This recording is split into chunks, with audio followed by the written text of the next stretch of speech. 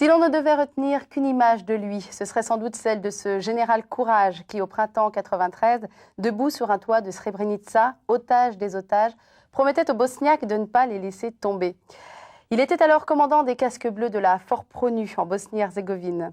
Lorsque cette première vie s'est achevée le 14 décembre 1995, jour de la signature à Paris des accords de Dayton et jour pour lui de son adieu aux armes, il a présidé alors le comité de coordination interministérielle pour la préparation des JMJ de Paris.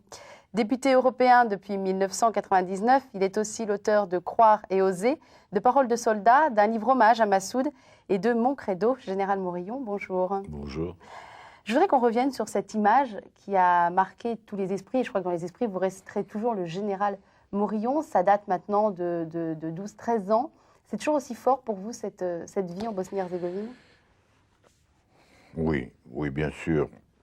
On ne peut pas avoir été vécu des moments comme cela sans en être marqué pour la vie. Les moments en question étaient ceux d'un désespoir profond de toute une population, 40 000 hommes, femmes, plus femmes, enfants, vieillards, qui vivaient dans la neige et menacés par une offensive serbe qui progressivement réduisait leur espace vital et qui craignaient le sort qui finalement a été le leur 2 ans plus tard. Donc je me suis rendu là, j'ai vécu un petit mois avec eux, au cœur de cette enclave, et ça crée des liens évidemment. La fin tragique qui aurait été celle de l'enclave 2 ans plus tard ajoute évidemment à la densité des souvenirs. Général Courage, c'est un titre qui vous a gêné? C'est un titre, j'en ai eu d'autres. On m'a traité de Don Quichotte et certains Serbes m'ont traité d'Hitler. J'en ai eu d'autres. J'avoue que cette chose qui me plaisait, c'était qu'en règle générale, les commentateurs disaient qu'il n'y avait qu'un Français qui aurait pu faire ça. Donc il y avait cette notion un peu... Il fallait vraiment être un peu cinglé. Donc ça reste un très beau témoignage pour moi. Alors, il y a eu toute cette carrière militaire, mais en fait, vous avez plusieurs vies. On reviendra dans une autre conversation sur la préparation des JMJ de Paris, et l'on connaît le succès que cela a été. Vous êtes aujourd'hui, et depuis 1999, député européen. On a l'impression que vous avez une unité de vie, quand même, dont les maîtres mots pourraient être service et engagement. Engagement, oui. J'ai le souvenir d'avoir fait avec Jean-Marie Cavada, qui vient de nous rejoindre au Parlement européen et qui est aujourd'hui un ami, une marche du siècle sur le thème de l'engagement. C'était pas pour moi, c'était Jean-François Dognaud qui présentait ça. Et oui, c'est incontestablement une vocation qui a toujours été la mienne. Depuis, on y reviendra, mais depuis l'enfance. Le service, ça c'est la chance de l'éducation chrétienne qui a été la mienne en fait, et de la foi que dont je continue de vivre, voilà, en toute humilité réelle. Alors on va comprendre tout au long de cette émission que la foi catholique a guidé et continue de guider tous vos pas. Traditionnelle question qu'on pose à un militaire, est-ce qu'on peut être évidemment un homme d'armes et un homme de Dieu aussi? Est-ce que c'est facile à gérer? Oui, la réponse est oui, on peut l'être, la preuve. Mais on peut être artisan de paix.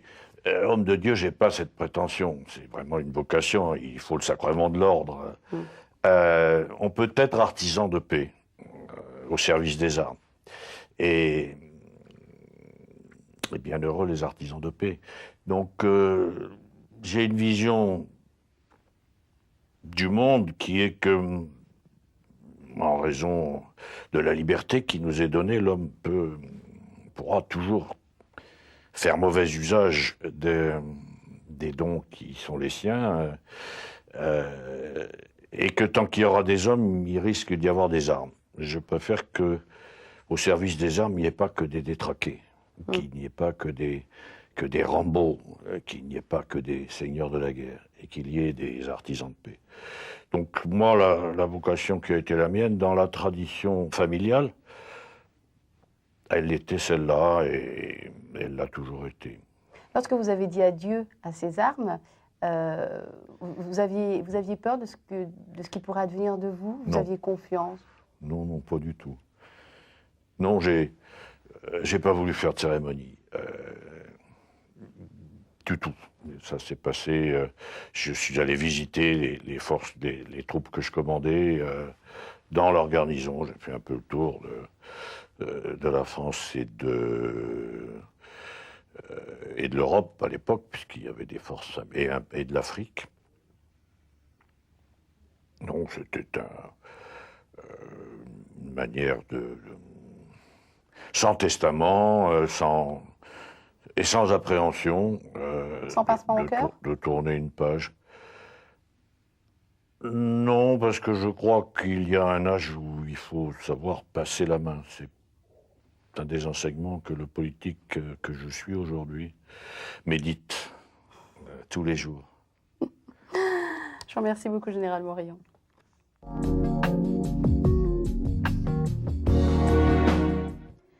Il y a tout un symbole dans la manière dont il a commencé sa carrière politique. C'était aux côtés de François Bayrou sur la tombe de Robert Schuman.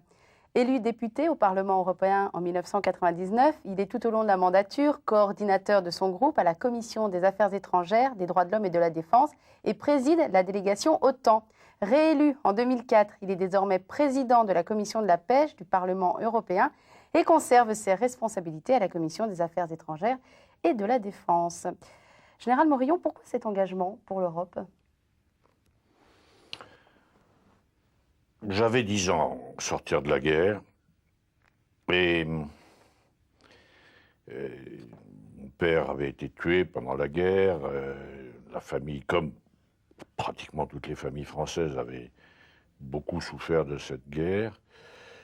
Et j'étais dans un environnement où,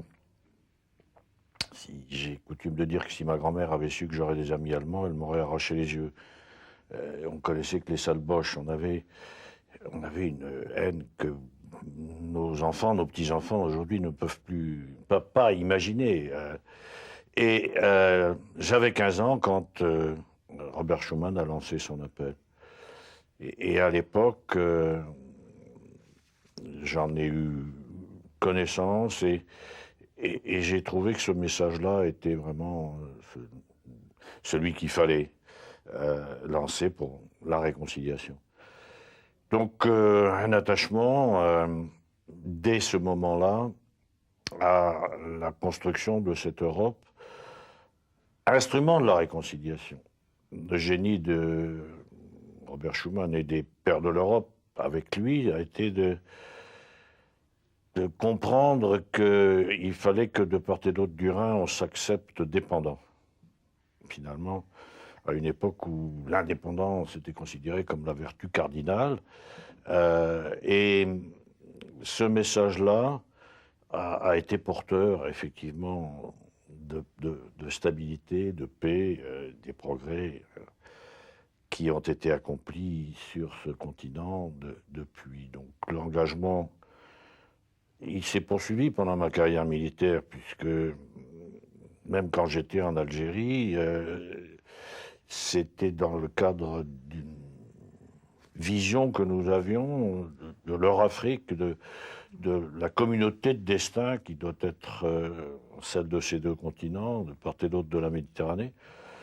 Et quand François Bayrou est venu me demander si j'accepterais avec lui d'aller à ce service-là, j'ai pas hésité longtemps. J'ai demandé quand même à voir son programme. Et j'ai très vite accepté. On était au début de la campagne pour les élections de 99. Et c'est comme ça que nous sommes allés, mais c'était une coïncidence pure. Nous sommes allés à la première réunion à laquelle j'étais présenté comme candidat, se passait en Lorraine, et donc nous étions dans la maison natale de Robert Schuman, et nous sommes allés sur sa tombe. J'imagine que c'est un homme malheureux qui a accueilli le 29 mai dernier le nom des Français à la Constitution européenne. Triste, triste. Triste pour la France et triste pour l'Europe. Malheureusement, ce que nous avions dit, parce que je n'ai pas été le seul à le faire pendant la campagne, s'est révélé une catastrophe pour l'Europe et pour la France. La France ne tient plus la place qui était attendue d'elle, d'être par les gènes, par l'héritage de Schuman, de Monnet, d'être le moteur de la construction. Elle est au contraire la source de la panne qui nous frappe. Et donc je suis triste.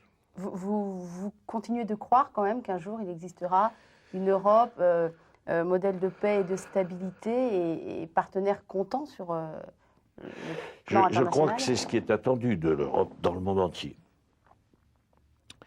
Ne pas laisser le poids des affaires du monde reposer sur les seules épaules du président des États-Unis d'Amérique, quelle que soit la qualité de cet homme.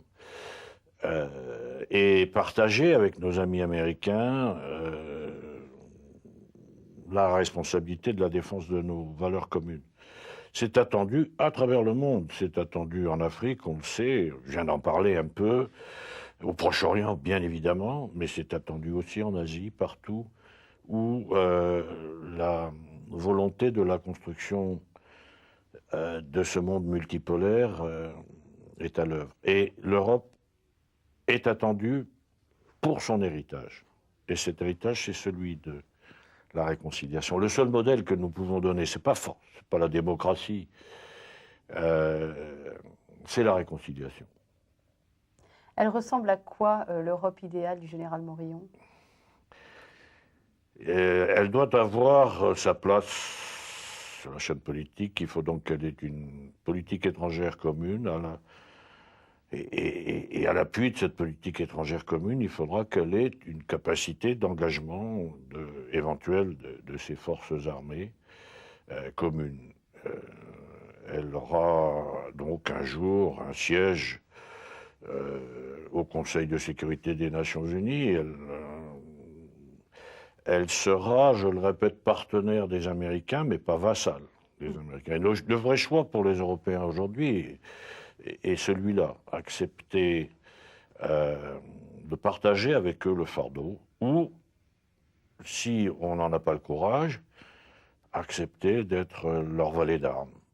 Et bien pour moi, la vocation, elle est d'être les partenaires. Je vous remercie beaucoup, mon général.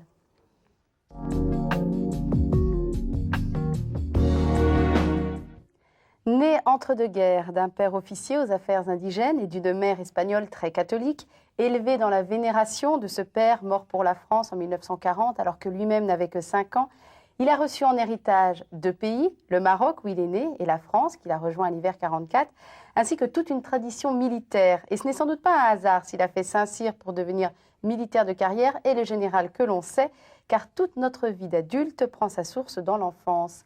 Le petit Philippe Morillon, il voulait déjà faire comme son papa? Oui. Oui, c'était tout à fait logique.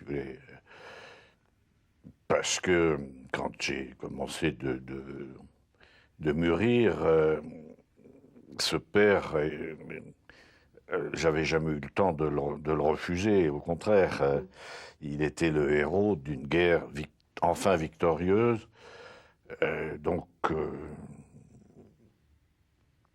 c'est une vocation qui a m'est toujours apparue comme la seule possible. Et je répète que c'était certainement par vénération à la mémoire de ce père, dont tout le monde, tous ceux qui l'ont connu, disaient les qualités, le rayonnement. Il avait été formé à l'école de Lyautey, il avait donc cet amour de la terre marocaine, qui était inculqué à tous les officiers des affaires indigènes. Il avait ce respect de l'islam, il avait cette ouverture aux autres. Et le souvenir que j'en ai, vous le sentez bien, il est assez éblouissant. Donc, le choix ne s'est pas présenté. Il n'y en avait pratiquement pas. Toute ma famille avait au contraire qu'une idée.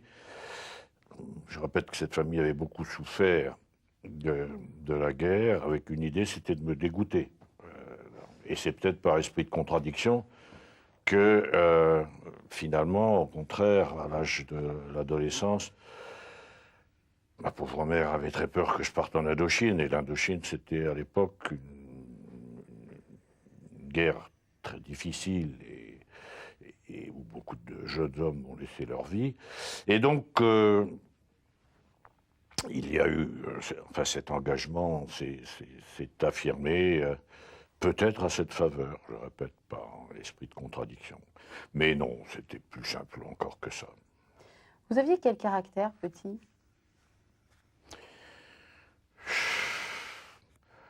D'après ce qu'on en dit, pas très difficile quand même. Très dissipé. À entraîner vos deux sœurs à faire des bêtises? Bon, alors, pas tellement avec les sœurs que dans le milieu scolaire où j'étais. Et le scoutisme, j'étais considéré comme quelqu'un de,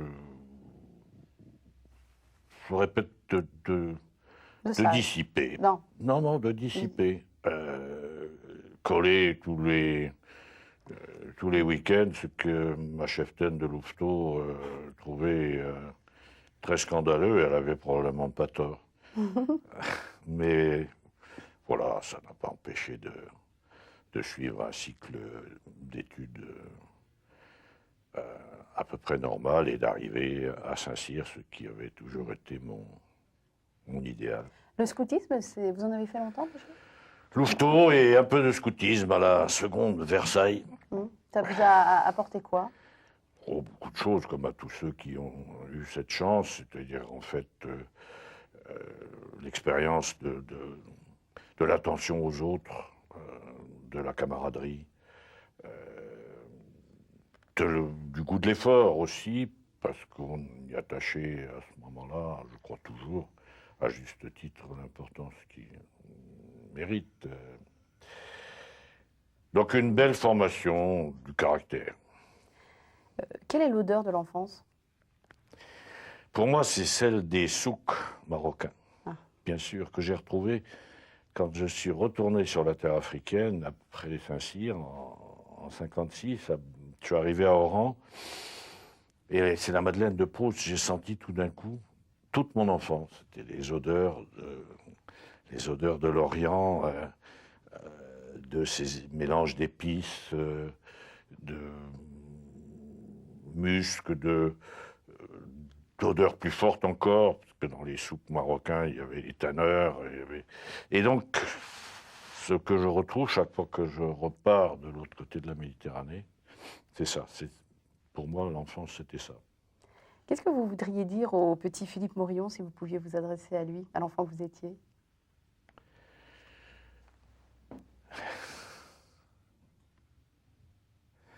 Qu'il a finalement eu beaucoup de chance.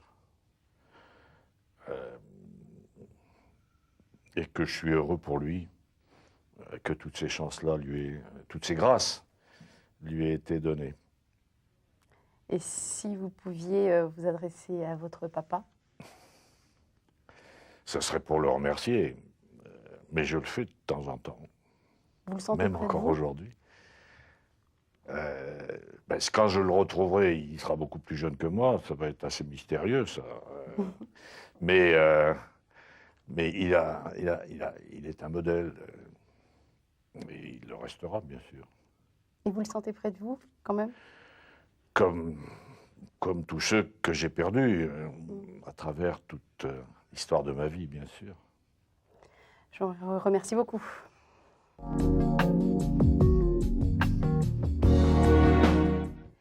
était une figure singulière de l'Église. Monseigneur Maxime Charles, prêtre du diocèse de Paris, fut aumônier de la Sorbonne de 1944 à 1959, où il fonda le centre Richelieu qui forma l'élite catholique française des années 60 à 80 et que fréquentèrent Monseigneur Lustiger, René Raymond, Michel Rouche et tant d'autres.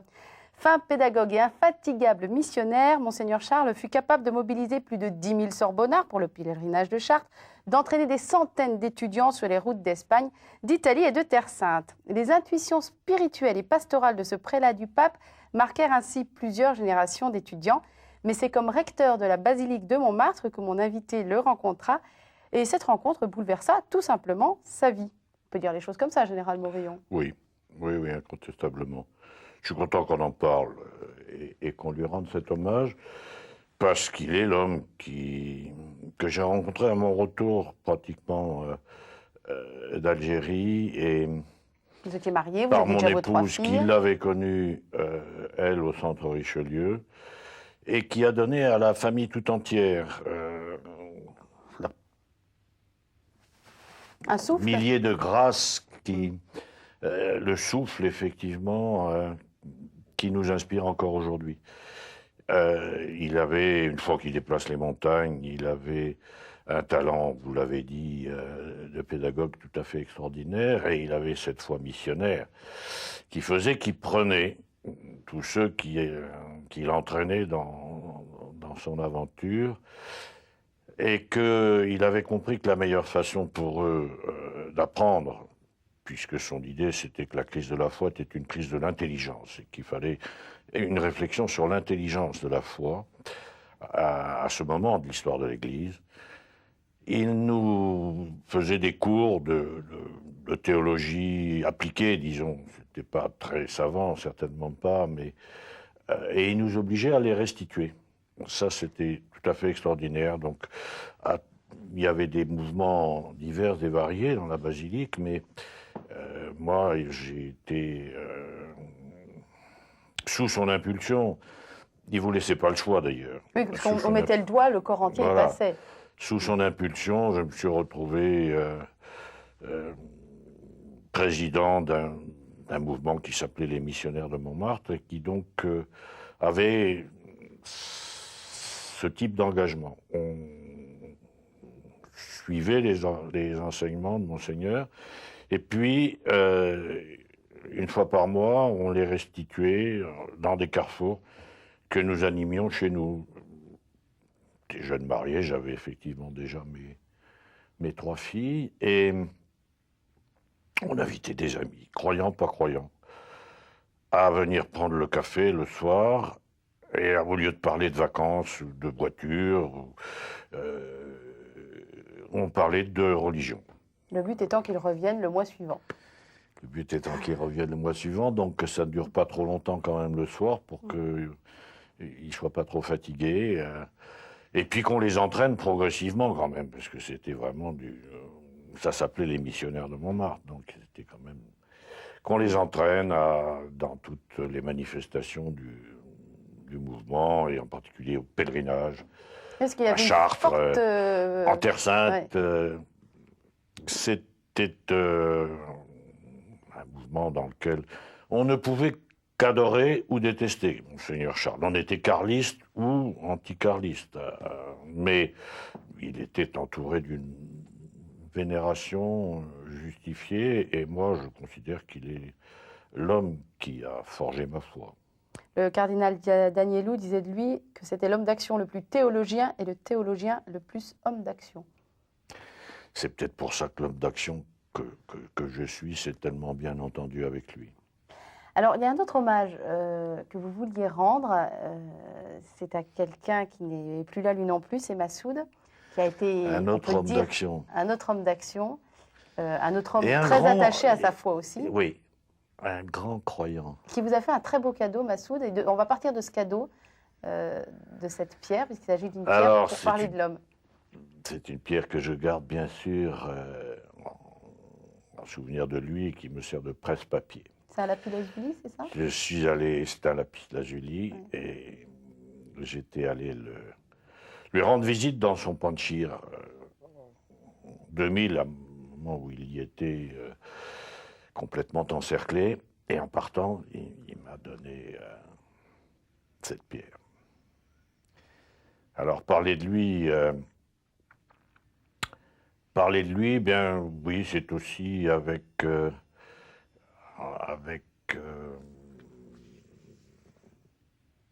le sentiment que j'ai eu beaucoup de chance de le connaître et de le rencontrer. C'était un homme rayonnant. On le voit d'ailleurs sur toutes ces photos, et lumineux par à la fois, je pense, sa foi, tout simplement, mais c'était un poète, c'était tout ce qu'on peut imaginer, sauf seulement un seigneur de la guerre. Et il a été un très grand capitaine. Il est celui quand même qui a défendu pendant toute la période de l'occupation soviétique son pays et qui est devenu une légende, qui était une légende vivante par le souvenir justement de la façon dont il a toujours su échapper et puis finalement triompher de l'occupation soviétique. Mais il était beaucoup plus que ça encore. Il était, je le répète, un poète. Et souvenir de l'avoir entendu réciter des poèmes.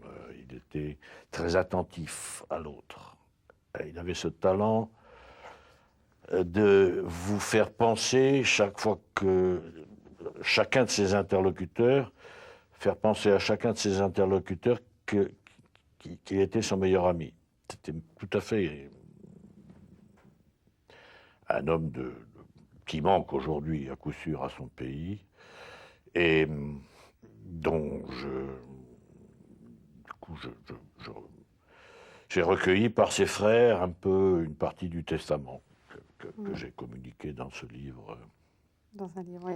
Je rappelle que c'est vous qui l'avez orienté vers la politique internationale, que vous aviez organisé sa venue au Parlement européen, où son intervention avait été un véritable triomphe.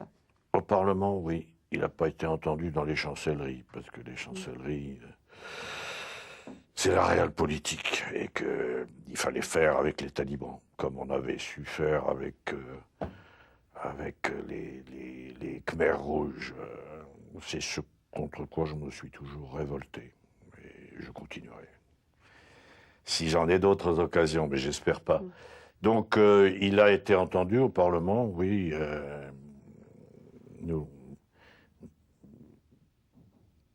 Son rayonnement l'a rendu crédible, mais la plupart des gouvernants européens de l'époque ont tout simplement refusé de le recevoir pour ne pas être compromis par rapport au régime dont Dieu sait pourtant qu'on connaissait la barbarie qui était celui des talibans. Et puis il est parti évidemment trop tôt et de la manière violente que l'on sait. Il est parti, oui, mais alors c'est un destin qui l'a fait rentrer dans la légende. Dans la légende. Oui. Et bon, je suis sûr qu'il y était préparé, qu'au fond, lui-même, si on le lui avait laissé choisir, il n'aurait pas été mécontent. Merci à vous, Général Morillon, d'avoir partagé ces deux beaux hommages avec nous. Merci.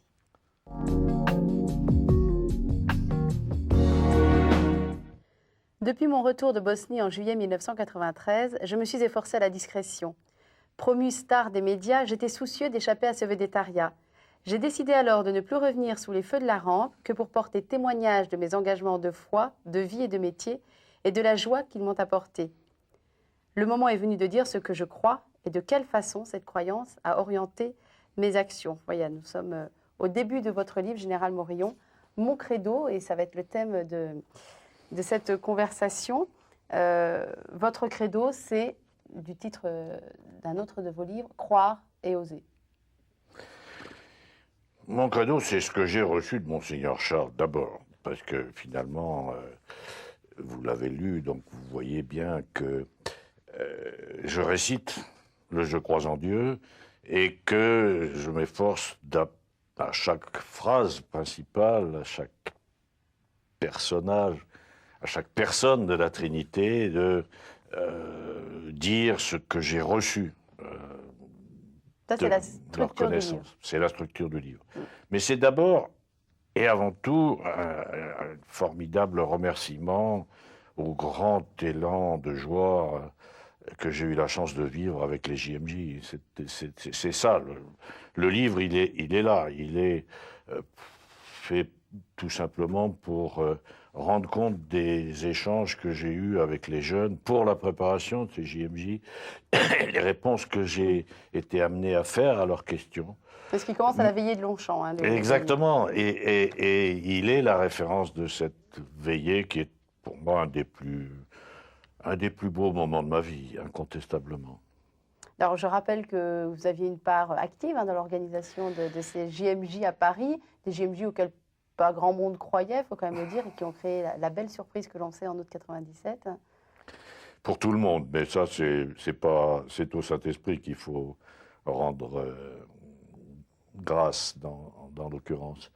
Je crois qu'il y a eu un phénomène qui a bouleversé Paris, l'accueil de cette jeunesse qui chantait, qui dansait, au lieu de se flanquer des coups de poing et des coups de couteau, qui chantait, qui dansait à travers Paris, mais toute l'Île-de-France, puisqu'on avait été amené à les loger, à les accueillir avant l'événement et à les loger tout autour de Paris.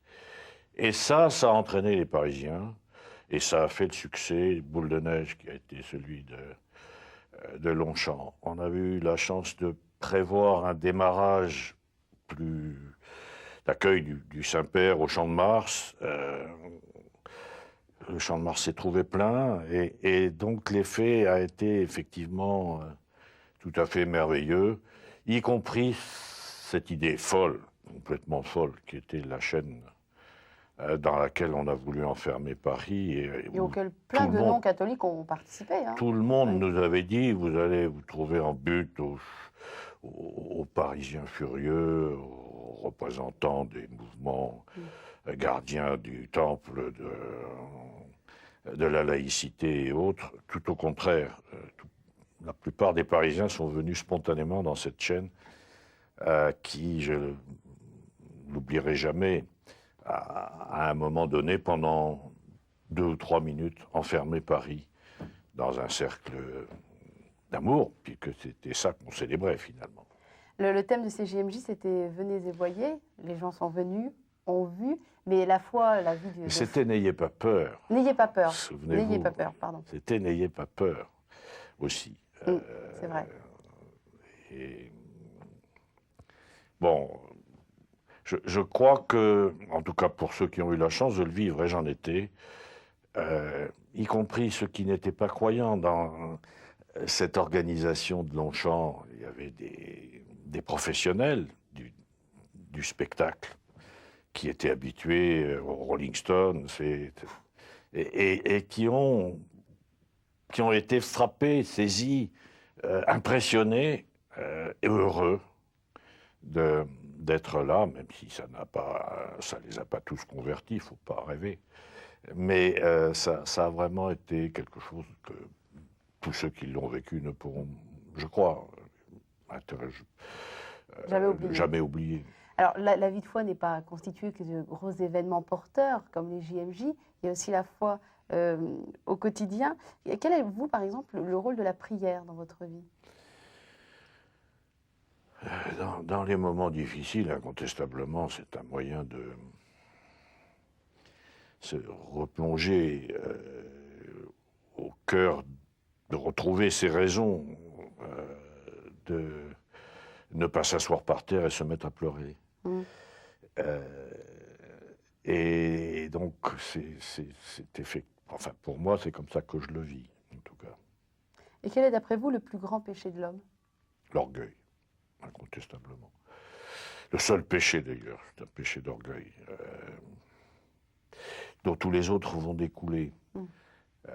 C'est le péché d'Adam, qui est très bien décrit par la Genèse. C'est-à-dire, il aime ce Dieu dont il reçoit tout, mais il a envie de pouvoir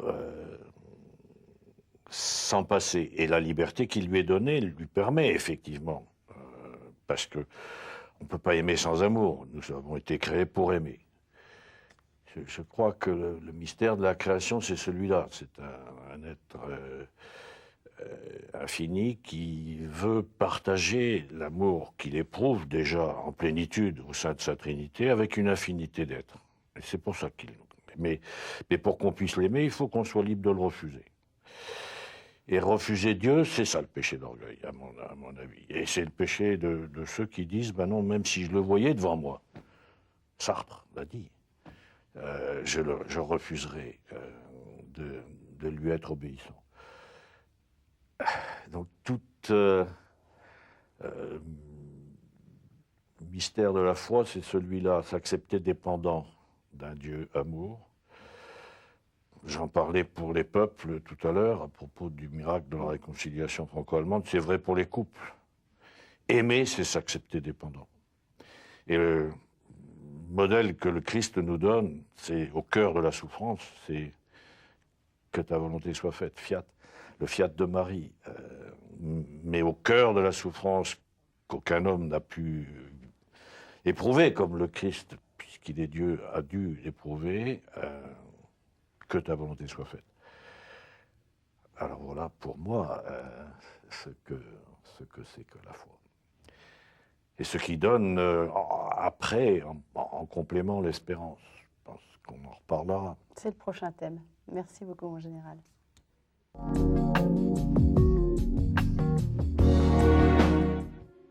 Citation de Don Melder Camara. Quand il semblera absurde d'espérer, quand il semblera ridicule d'espérer, rappelons-nous que dans l'évolution créatrice, l'homme a surgi d'une pensée de l'amour du Père, qu'il a coûté le sang du Fils de Dieu et qu'il est l'objet permanent de l'action sanctificatrice de l'Esprit Saint. Foi, espérance et charité, ce sont les trois vertus théologales, à la fois don de Dieu et participation à la vie de Dieu. Et Général Morillon, c'est surtout l'espérance qui vous interpelle de ces trois vertus théologales. C'est celle dont, je crois, on se nourrit.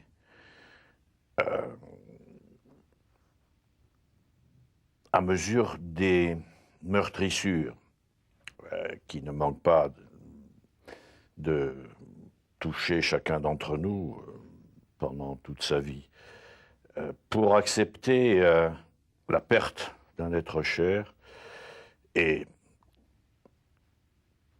comme tous, j'y ai été confronté, très jeune. Pour accepter cette perte, il faut espérer que ce n'est pas une perte définitive. C'est la plus grande force qui puisse être donnée. L'explication de la souffrance et de la mort, elle vient de là. Face au problème de la souffrance et de la mort, si on n'a pas l'espérance, finalement, dans la vie éternelle, je comprends qu'on ne puisse avoir comme attitude que la nausée, le désespoir.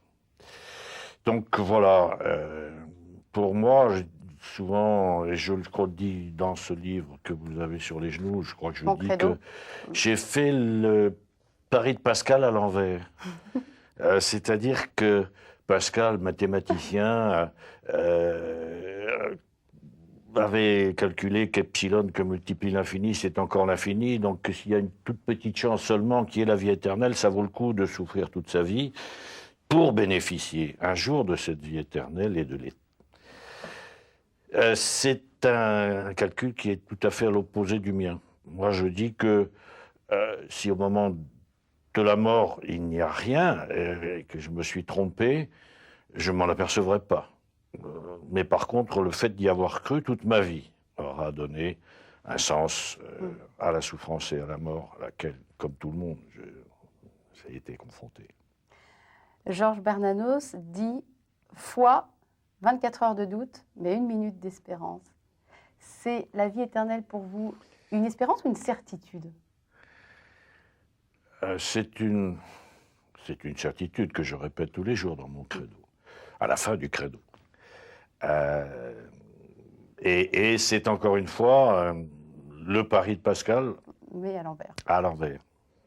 L'espérance suppose la confiance. Est-ce qu'elle suppose du courage aussi ? Elle suppose la confiance, elle suppose un peu d'inconscience peut-être. Et je me souviens que quand j'étais en Bosnie, certains de vos confrères avaient inventé un adjectif qui s'appelait morionesque, pour dire celui qui prend ses désirs pour des réalités, celui qui croit à la vie éternelle. Eh bien, je croyais, moi, que je voulais croire, et j'ai toujours dit, que Sarajevo sortirait du tunnel dans lequel il était plongé. Et bon, c'est vrai que ça a orienté aussi mon action à ce moment-là, et que si on m'a appelé Général Courage, c'est peut-être parce que j'avais cette espérance-là, au fond plus profond du cœur, avec toutes mes tripes. Il n'est pas nécessaire d'espérer pour entreprendre. Vous avez cité dans Elder Camara, il n'est pas nécessaire d'espérer, mais ça aide quand même bougrement. Ce qui est intéressant dans l'espérance, c'est d'espérer quand tout semble complètement perdu, justement. Oui, oui, oui, incontestablement. C'est avec les difficultés de la vie politique qui est la mienne aujourd'hui, quelque chose aussi qui explique qu'au lieu de profiter de la vie familiale, sociale, d'une retraite Paisible. bateau, j'ai toujours rêvé de faire le tour du monde à la voile. Je sois aujourd'hui obligé de vous quitter pour partir tout à l'heure à Bruxelles ou à Strasbourg. Mais j'espère que ça ne sera pas inutile. J'espère que ce que je fais, en toute humilité, là où je suis, témoigner à l'égard des peuples qui attendent tellement de nous, tellement de l'Europe, je l'ai dit tout à l'heure, bah, ça vaut le coup sûrement. Qu'un jour, ça pourra les aider. Quelqu'un qui symbolise un peu pour vous l'espérance, c'est Jean-François Degnaud, que vous avez déjà cité, qui Oui. est malade depuis très très très longtemps et qui se bat dignement contre sa maladie. Oui, incontestablement. Il y a un moment que je ne l'ai pas vu, mais c'est un homme dont je respecte à la fois l'engagement et puis ce courage tout à fait extraordinaire qui a été le sien face à la maladie. Nous allons terminer cette conversation avec un poème de Paul Claudel sur l'espérance, que je vais vous lire. Viens furie, viens espérance, apporte la porte immense, destructrice de la mort, rugissement dans l'aurore. Viens lumineuse, viens dorée, vivre maintenant déchaînée, viens impossibilité, toute puissante espérance. Amen.